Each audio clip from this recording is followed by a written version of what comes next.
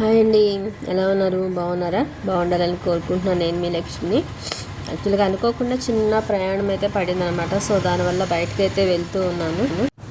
అసలు ఎక్కడికి వెళ్తున్నాను ఏంటి అంటే, ఆఖరిగా ఒక బాబాయ్ అయితే చనిపోయినట్టు అయితే తెలిసింది. సో ఇంకా సరే చూసి వద్దామని చెప్పేసి అయితే స్టార్ట్ అయ్యాను అనమాట. ఇది అమ్మ వాళ్ళ ఇంటి దగ్గర నుంచి అక్కడికి ఒక 30 కిలోమీటర్స్ అయితే ఉంటుంది.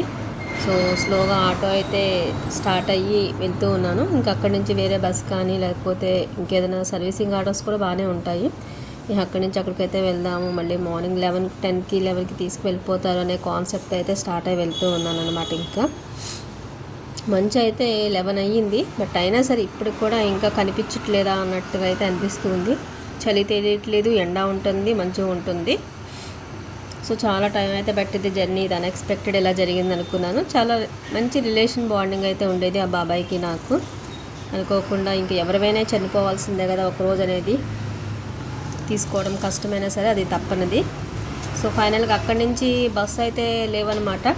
ఈ ఫ్రీ బస్సులు ఏమంటూ పెట్టారో, ఫ్రీ బస్సులు పెట్టేసేసి బస్సెస్ అయితే తగ్గించేశారంట. సో దానివల్ల మళ్ళీ ఇంకొక ఆటోనే నేను షెల్టర్ అయితే తీసుకున్నాను. అక్కడి నుంచి ఊళ్ళోకి వెళ్తానికైతే ఏ ఫెసిలిటీస్ ఉండవు. సో ఇంకా అక్కడ వేరే మాట్లాడుకోవాలి. మొత్తానికి 3-4 ఆటోల్లోనే ఇంత 2 అవర్స్ జర్నీ అయితే మొత్తం 1.5 అవర్ జర్నీ చేశాను. ఇప్పుడు ఊరు దగ్గరలో అయితే ఉన్నాను అనమాట. ఆ ఊరు లోపలికి వెళ్తానికి కూడా ఇంకా మాట్లాడుకున్నాను.